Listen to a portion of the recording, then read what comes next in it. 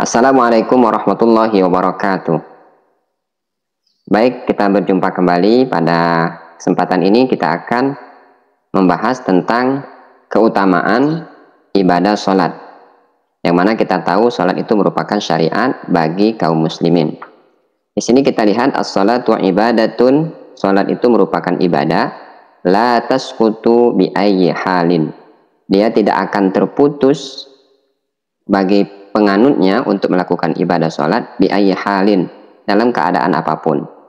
Bisa kita lihat yang pertama, fi halatil amni, jadi dalam keadaan aman kita harus tetap sholat, sebagaimana di dalam Al-Quran disebutkan fa'idzat ma'nantum fa'aqimus shalah. Jika kamu dalam keadaan itma'nantum, dalam keadaan tenang, dalam keadaan aman, fa'aqimus shalah, maka dirikanlah sholat. Jadi kalau kita dalam keadaan senang, dalam keadaan tenang, dalam keadaan bahagia, kewajiban sholat itu tetap melekat di dalam diri kita. Begitu juga pada saat fi halil khauf, kita dalam keadaan takut, kewajiban sholat juga masih melekat di dalam diri kita. Bagaimana kita lihat di dalam firman Allah Subhanahu wa taala, fa in khiftum farijalan aw rukbana. Jadi dalam keadaan kita khauf, dalam keadaan takut, dalam keadaan sedih, dalam keadaan berduka, kewajiban sholat juga masih melekat terhadap diri kita. Kemudian fi halis safari, kita dalam perjalanan, ya, dalam melakukan perjalanan, maka kita juga kewajiban sholat masih melekat di dalam diri kita. Disebutkan di dalam Al-Quran, wa idza darabatum fil ardi falaisa 'alaikum junahun an taqsuru minas shalah. Jadi bagaimana kita kenal di dalam syariat, di dalam hukum fikih itu ada sholat qasar, ya, sholat qasar. Ada juga sholat jamak. Untuk siapa itu? Kewajiban sholat semacam ini juga dibebankan kepada mereka yang melakukan perjalanan. Selanjutnya bisa kita lihat juga bagaimana kalau kita dalam keadaan sakit, fi halil maradi, dalam keadaan sakit, maka kewajiban sholat tetap melekat pada diri kita. Di sini disebutkan alladzina yadhkurunallaha qiyaman wa qu'udan wa ala junubihim. Jadi kalau kita dalam keadaan sakit, mungkin kita tidak mampu untuk berdiri melaksanakan sholat, tetapi kita mampu melakukan sholat dalam keadaan qu'udan atau qiyaman au qu'udan au ala junubin. Jadi kita bisa juga melakukan sholat dalam keadaan berbaring. Kemudian selanjutnya, bagaimana kalau kita dalam keadaan nisyan? Nisyan ini lupa. Fi hali nisyaniha, dalam keadaan kita lupa atau hilang ingatan seperti orang gila gitu kan, atau kita dalam keadaan mabok, tetap disuruh kita melaksanakan kewajiban sholat, maksudnya masih tetap melekat dalam diri kita. Kapan?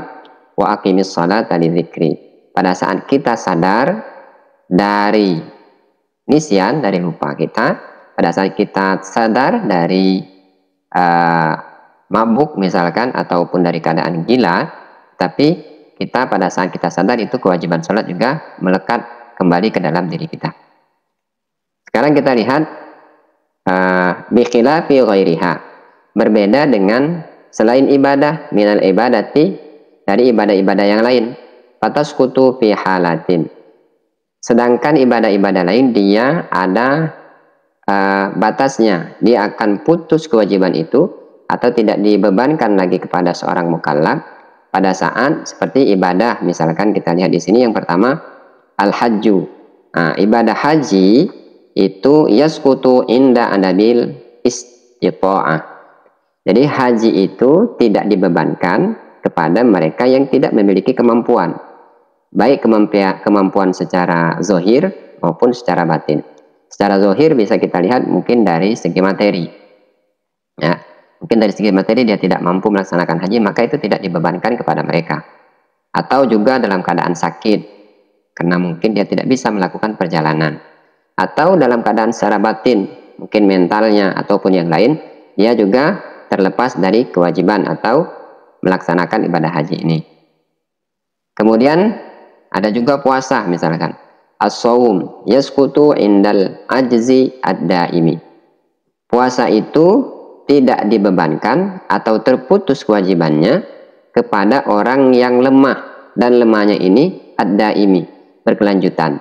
Bisa kita lihat di dalam hukum fikih itu, bagi mereka yang sudah tua renta dan dia tidak memungkinkan lagi untuk melaksanakan ibadah puasa, maka itu dia tidak ada kewajiban berpuasa, akan dia disuruh membayar fidyah. Kemudian kita lihat yang ketiga, az-zakah. Az-zakah ini yakni zakat ya. La tajibu ala man la yamlikun nisab. Zakat ini tidak dibebankan atau tidak diwajibkan kepada mereka yang belum mencapai nisab ya. Bisa kita lihat atau kita rujukan ke dalam hukum fikih, batas mana orang yang sudah dibebankan untuk melaksanakan ibadah zakat. Bagi mereka yang belum memiliki kecukupan, mereka juga terputus kewajibannya untuk melaksanakan zakat, kecuali zakat fitri yang kita kenal pada saat bulan Ramadan ya. Kemudian di akhir slide ini kita lihat di sini, as-salatu la tasqutu illa fi halatin. Salat itu tidak akan terputus kewajibannya illa fi halatin, kecuali dalam keadaan yang pertama, zawalul aqli, ketika orang hilang akalnya, orang gila yang kita sebutkan tadi. Tapi pada saat dia gila maksudnya. Pada saat dia gila itu dia tidak dibebankan sholat. Tetapi pada saat dia sadar atau dia sudah kembali normal, maka kewajiban sholat dibebankan lagi kepadanya. Yang kedua, yang tidak diwajibkan sholat itu adalah al-haidu anin nisa. Jadi perempuan yang dalam keadaan haid. Jadi hanya dua ini yang tidak dibebankan mereka untuk melaksanakan ibadah sholat. Selain daripada dua hal ini, ibadah sholat tidak akan terputus.